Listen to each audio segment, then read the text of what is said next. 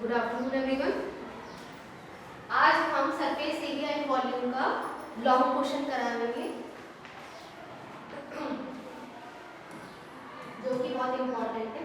देखिए 2024 के पेपर में ये आया हुआ भी है।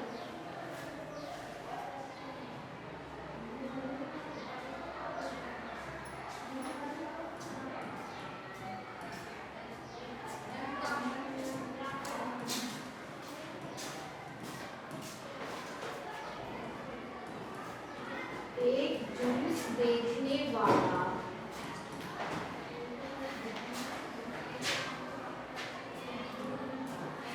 अपने ग्राहकों को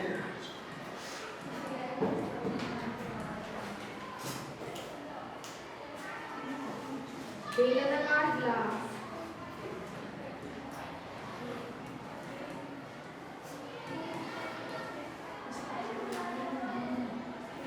ग्लास जूस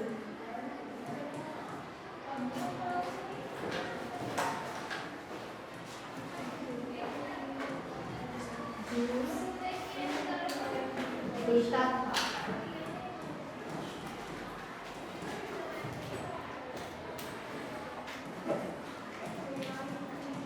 जिसका आंतरिक व्यास 5 सेंटीमीटर था,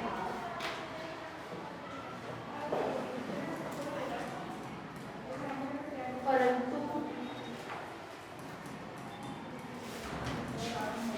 ग्लास के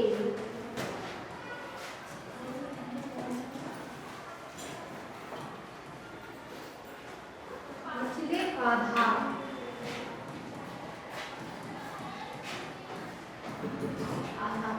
तली में एक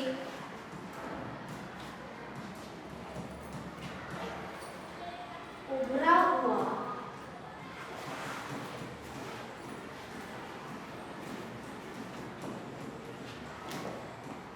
अर्धगोला था, जिससे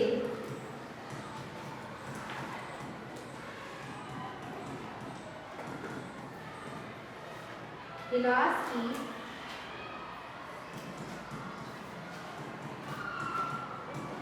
धारिता कम हो जाती थी।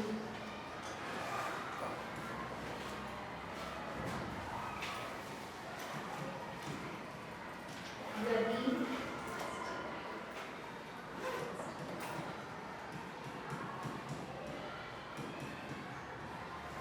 एक गिलास की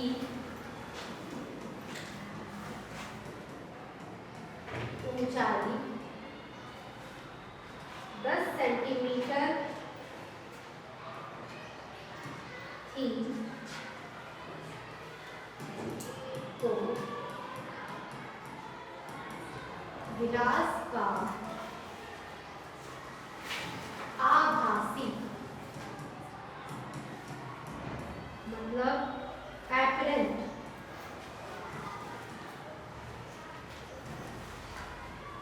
धारिता, आभासी धारिता तथा उसकी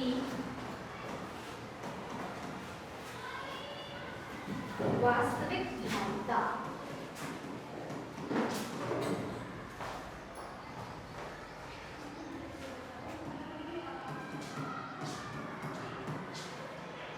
ज्ञात कीजिए।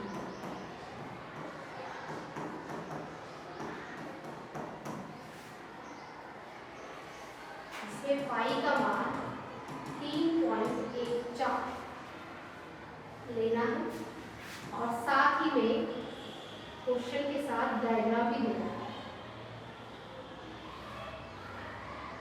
ग्लास एक बेलनाकार में बना हुआ है, जिसमें इसका निचला तल में एक अर्धगोलाकार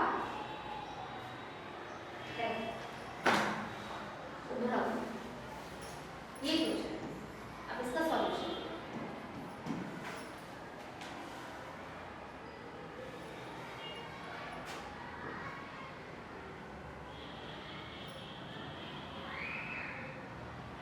ग्लास के निचले तल में एक उभरा हुआ अर्धगोला है जिससे ग्लास की धारिता कम हो जाती है।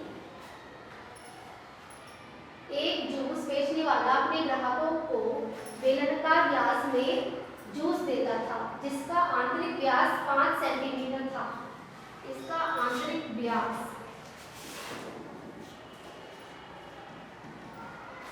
दे रखा है 5 सेंटीमीटर। आर का मान हो गया 5/2 सेंटीमीटर। ठीक है, एक उभरा हुआ अर्धगोला, परंतु ग्लास के निचले आधार तली में एक उभरा हुआ अर्धगोला था। इसमें अंदर की तरफ एक अर्धगोला बना हुआ है जिससे ग्लास की धारिता कम हो जाती है। यदि एक ग्लास की ऊंचाई 10 सेंटीमीटर थी तो ग्लास का आभासी धारिता और उसकी वास्तविक धारिता ज्ञात कीजिए। मान लीजिए यहाँ किसी ग्लास के अंदर एक उभरा हुआ अर्धगोला नहीं होता तो उसकी धारिता अलग होगी। धारिता मतलब क्या है? यहाँ पर धारिता मतलब कितना पानी या कितना जूस इस ग्लास के अंदर आ सकता है। जब अंदर की तरफ एक उभरा हुआ अर्धगोला बना हुआ होगा तो इस ग्लास में कम जूस आएगा, इसकी धारिता कम हो जाएगी। तो वो धारिता है आभासी धारिता। ठीक, वास्तविक धारिता क्या होगी? जब हम ग्लास में अर्धगोला नहीं लेंगे, प्लेन ग्लास होगा हमारा नीचे से, तो इसकी वास्तविक धारिता नहीं आएगी। तो इसकी ऊंचाई दे रखी है 10 सेंटीमीटर।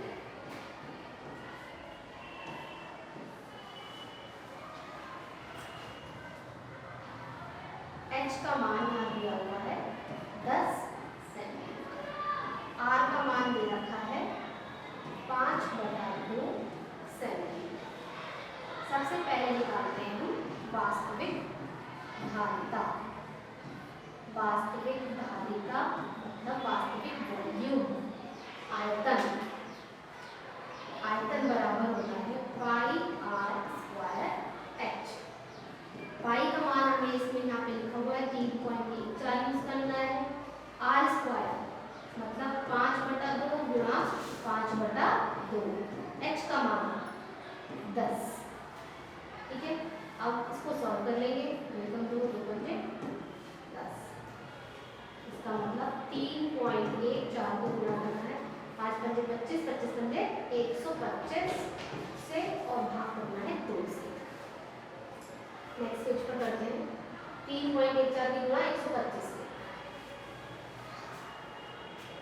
3.14 गुणा 125, 5 × 20, ऐसे लगा 2 5 × 5 2 7, 5 किया पड़ेगा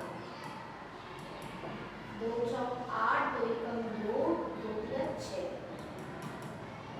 4 1 3। अब जोड़ेंगे 0 8 और 7 15, ऐसे लगा 1, 5 और 1 6, 6 और 6 12, ऐसे लगा 1 6 7 8 9 और डेसिमल लग जाएगा। तो हमारा गुणा करके आया 3.14 की गुणा 125 से करने पर हमें प्राप्त हुआ 392.5 डिवाइडेड बाय 2। अब हमें इसे 2 से और भाग करना है। जब हम इसे 2 से भाग करेंगे तो आएगा 1 8 6.25 186.25 सेंटीमीटर क्यूब। ये इसकी वास्तविक धारिता आ गई।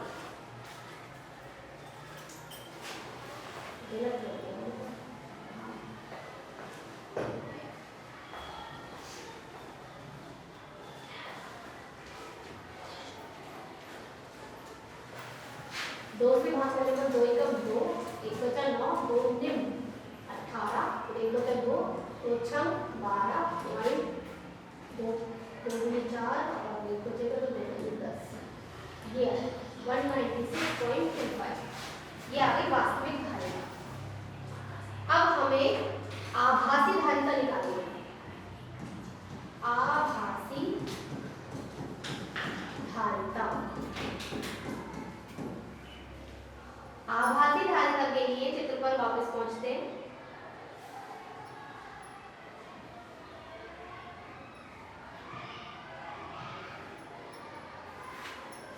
आभासी धारिता के लिए हमें इस बेलनाकार ग्लास के धारिता में से ये अर्धगोले की धारिता घटानी है। अर्धगोले की धारिता का फॉर्मूला लगाएंगे और बेलनाकार धारिता का फॉर्मूला लगाएंगे और घटा देंगे।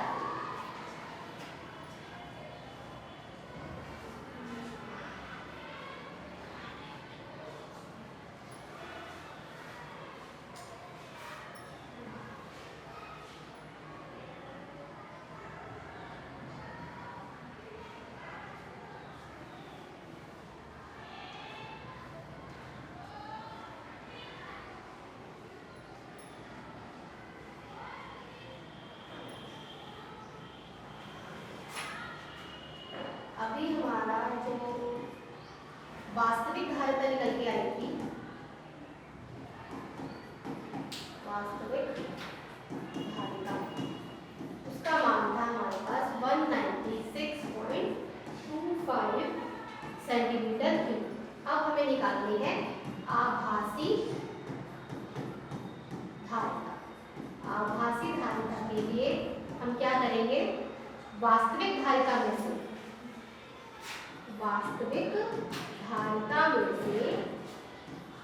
क्या घटा देंगे, अर्धगोलाकार का की धारिता, अर्धगोले की धारिता। वास्तविक धारिता हमारी आई है 196.25। जैसे अर्धगोला की निकालेंगे तो 2/3 पाई r क्यूब, ये फॉर्मूला है।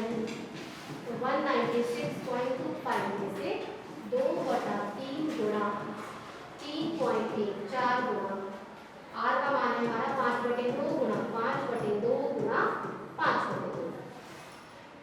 अब यहाँ देखेंगे 2 से 2 कट गया हमारा, और 3.14 की गुणा 125 से फिर से कर दिया हमने। 3.14 की गुणा जब हमने 125 से करी थी तो क्या आया था हमारा 392.5।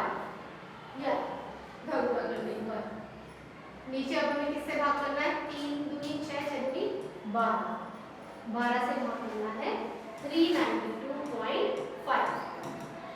12 से भाग करेंगे 12 एकम, 12 किया 36, 36 इसमें से घटाएंगे तो 3 बचा, 2 उतार लिया, 12 दूनी 24, फिर उसके बाद बचा 8, पॉइंट वाली वैल्यू उतारी हमने 5 तो ऊपर पॉइंट बन जाएगा। ठीक है, 12 सत्ते 84, क्या बचा 1। अब 0 अपने आप लग गया। अब 10 तो और भी छोटा है हमें 12 से, हमें ऊपर 0 लगाना होगा, फिर यहाँ एक और 0 बढ़ा दिया 100। अब 12 8 96, 4 बचा। अभी ये आगे और सॉल्व होता ही रहेगा। हमें डेसिमल के बाद 2 प्लेस तक आंसर लेना है, तो हम इसे राउंड ऑफ कर देंगे। राउंड ऑफ करने पर हमें मिलेगा 32.71, क्योंकि 0 से आगे जो नंबर है वो 5 से ज़्यादा है, तो 0 बढ़ के 1 हो गया और आगे की संख्या हमने हटा दी। 196.25 में से क्या घटाएंगे, 32.71। चलिए घटाते हैं।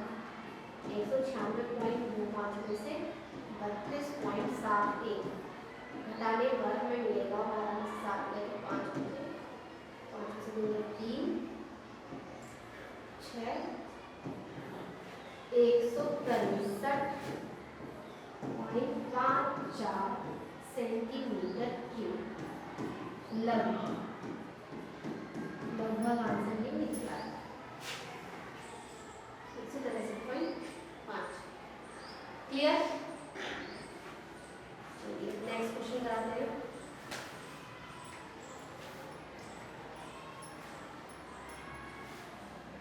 नेक्स्ट क्वेश्चन है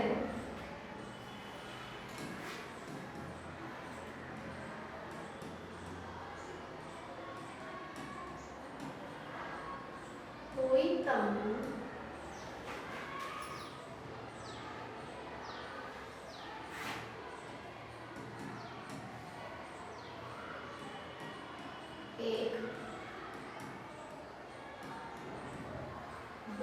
के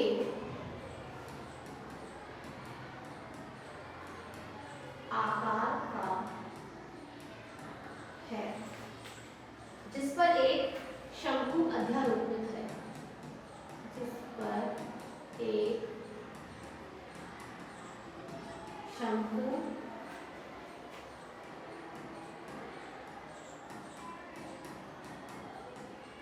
अध्यारोपित है। यदि बेलनाकार भाग की ऊंचाई, यदि बेलनाकार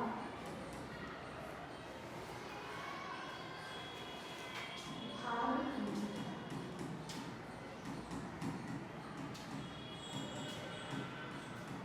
ऊंचाई और व्यास,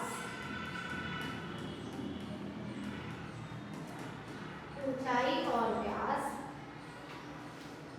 2.1 मीटर और 4 मीटर है,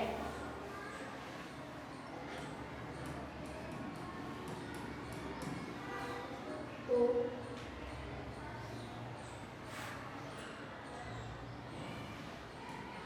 तथा शंकु की तिर्यक ऊंचाई, शंकु की तिर्यक ऊंचाई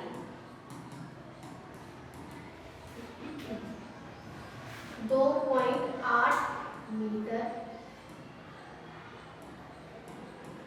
है। तो इस तंबू को बनाने में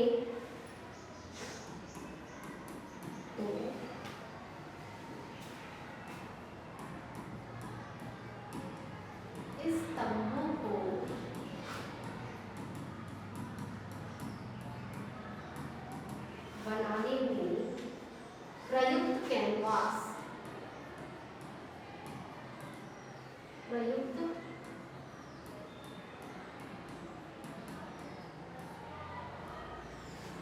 कैनवास का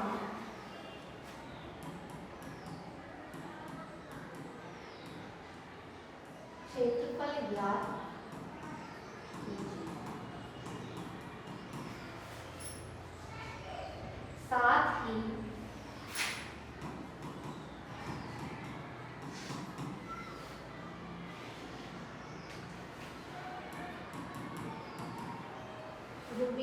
₹500 प्रति मीटर स्क्वायर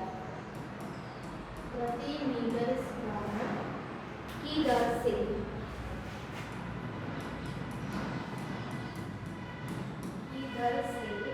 इसमें प्रयुक्त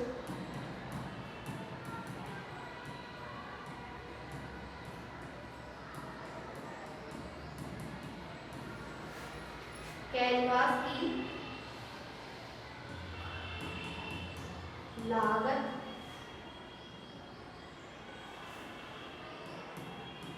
ज्ञात कीजिए।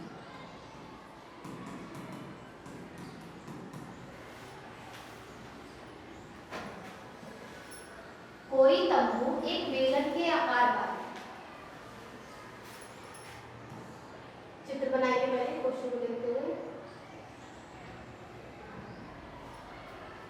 तंबू एक बेलन के आकार का है, जिस पर एक शंकु अध्यारोपित है, इसी के ऊपर एक शंकु।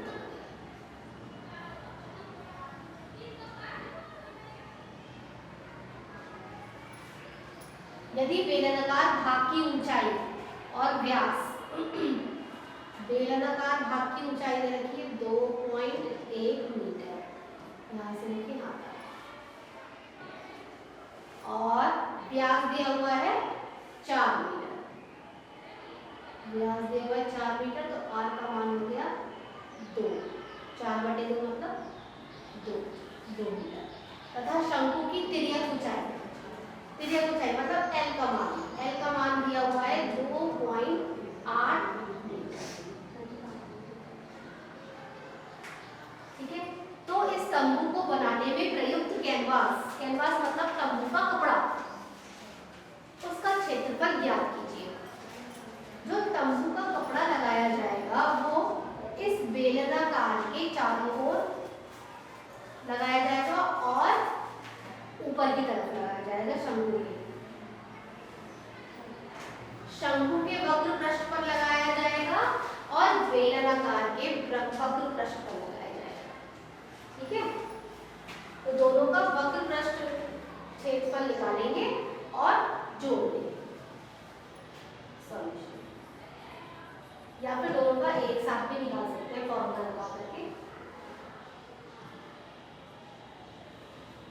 सबसे पहले तो लिखिए आर का मान दे रखा है 4/2 बराबर 2 मीटर।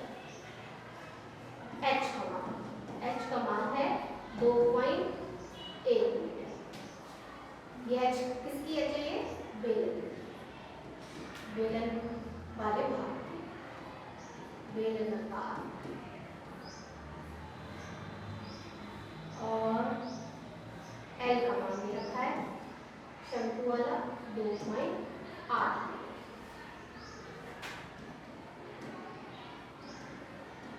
तंबू का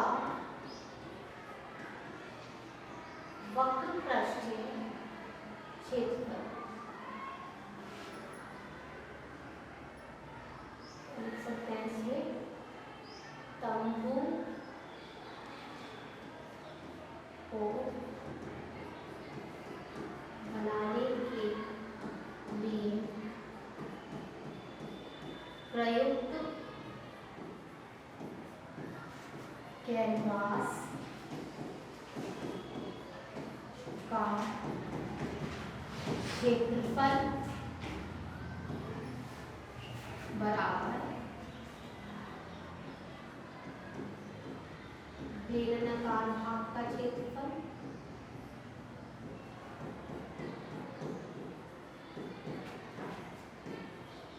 वक्र पृष्ठ बेलनाकार भाग का वक्र पृष्ठ प्लस शंकु का वक्र पृष्ठ।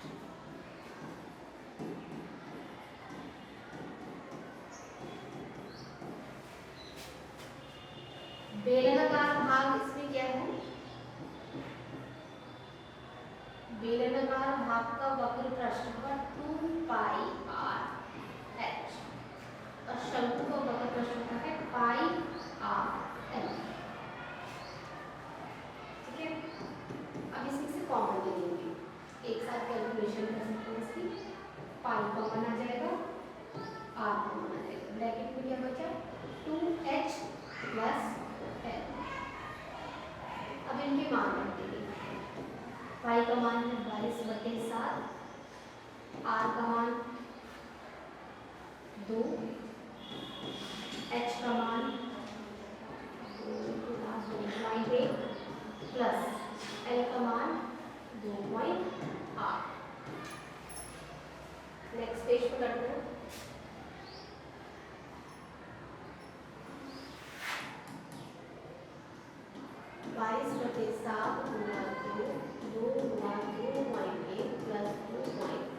ये हमारी कैलकुलेशन ये हो गया हमारा 44/7 ब्रैकेट में 2 की गुणा 2.1 से होगी तो आ गया 4.2 प्लस 2.8। इन दोनों को जोड़ेंगे 4.2 और 2.8 को जोड़ने पर हमें मिलेगा 7.0। 7.0 मतलब 7 से 7 कैंसिल, कितना आ गया 44 मीटर स्क्वायर, क्योंकि ये हमें क्षेत्रफल निकाला है।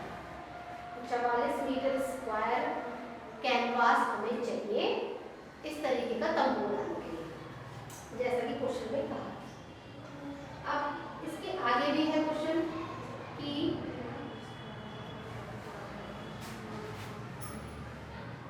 क्वेश्चन है इसके आगे, साथ ही 500 रुपए प्रति मीटर स्क्वायर की दर से इसमें प्रयुक्त कैनवास की लागत ज्ञात कीजिए। मतलब 1 मीटर स्क्वायर का कपड़ा मिलता है 500 रुपए का, तो हमारा जो लागत लगेगी वो है 44 मीटर स्क्वायर कपड़े की। तो 44 मीटर स्क्वायर के कपड़े का क्या प्राइस होगा? 44 को 500 से गुणा कर दें।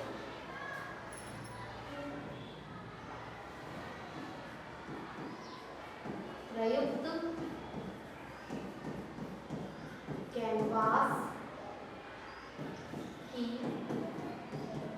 लागत बराबर 44 गुना 500।